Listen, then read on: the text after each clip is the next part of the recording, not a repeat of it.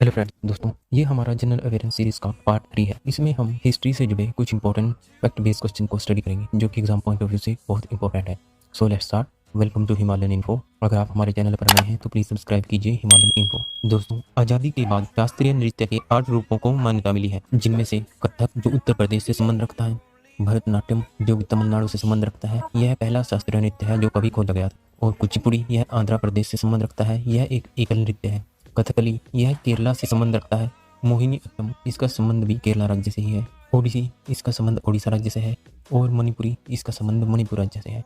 वह सत्रिया यह असम का शास्त्रीय नृत्य है। दोस्तों, 12वीं शताब्दी में मलयालम भाषा में पहली संस्कृत कृतियां लिखी गई थी। मलयालम भाषा की व्याकरण को लीला तिलकम कहते हैं, जो कि मणिप्रवालम शैली में लिखा गया है, और मलयालम भाषा केरल राज्य की प्रमुख भाषा है। दोस्तों, 1911 में दिल्ली भारत की राजधानी बनी। उससे पहले भारत की राजधानी कोलकाता थी। दोस्तों, 12 दिसंबर 1911 को जॉर्ज पंचम का राज्याभिषेक दिल्ली के बुराड़ी में हुआ, और इसी कारण दिल्ली को भारत की राजधानी घोषित किया गया। वह जॉर्ज पंचम ने इसी समय ही 1905 में हुए बंगाल विभाजन को भी रद्द किया। दोस्तों, अंग्रेजी शिक्षा अधिनियम 1835 में पारित हुआ। यह लॉर्ड विलियम बेंटिक के द्वारा पारित हुआ। यह अधिनियम लॉर्ड मैकेले की मिन्टे रिपोर्ट के आधार पर ही पास हुआ। दोस्तों, लॉर्ड विलियम बेंटिक ने 1829 में सती प्रथा और महिला शिशु हत्या पर प्रतिबंध संबंधी अधिनियम भी पारित किए थे। दोस्तों, 1854 का वुड का नीति वितरण। दोस्तों, यह चार्ल्स वुड के द्वारा प्रस्तावित किया गया। इसे वुड्स डिस्पैच भी कहा जाता है। इसके मुख्य उद्देश्य भारतीयों को आर्थिक व व्यावसायिक क्षेत्र में शिक्षा प्रदान करना, लोक शिक्षा विभाग की स्थापना करना, भारत को यूरोपीय शैलियों से अवगत कराना,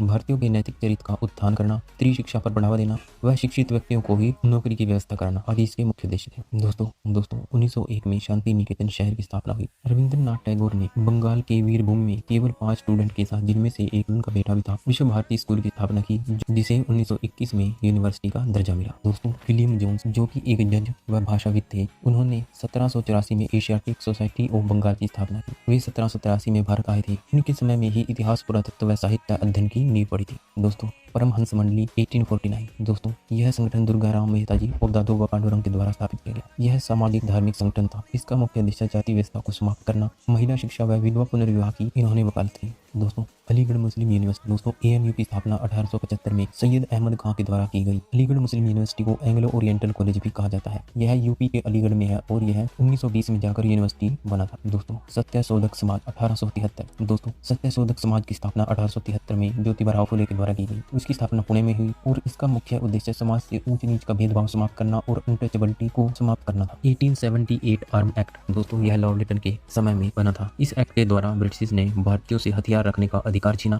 वह हथियार रखना और हथियारों का व्यापार करना दंडनीय अपराध बना दिया। दोस्तों, 1878 वर्नाकुलर एक्ट। दोस्तों, देसी प्रेस अधिनियम भी इसे कहा जाता है। इसका मुख्य उद्देश्य भाषाओं की पत्रिकाओं पर कड़ा नियंत्रण रखना था। 1881 में इंग्लैंड में सत्ता परिवर्तन के बाद इसे रद्द कर दिया गया। दोस्तों, 1885 में कांग्रेस की स्थापना हुई। दोस्तों, कांग्रेस की स्थापना A.O. ह्यूम ने की। स्थापना के समय इसमें 72 प्रतिनिधि थे। व्योमेश चंद्र बनर्जी कांग्रेस के पहले अध्यक्ष बने, और बदरुद्दीन तैयब जी पहले मुस्लिम अध्यक्ष बने, तथा जॉर्ज यूले 1888 में इसके पहले विदेशी व ईसाई धर्म के अध्यक्ष बने। दोस्तों, 1925 में सरोजिनी नायडू कांग्रेस की पहली महिला अध्यक्ष बनी। दोस्तों, अगर आपको वीडियो पसंद आई तो please like, share and subscribe our channel. Thank you so much.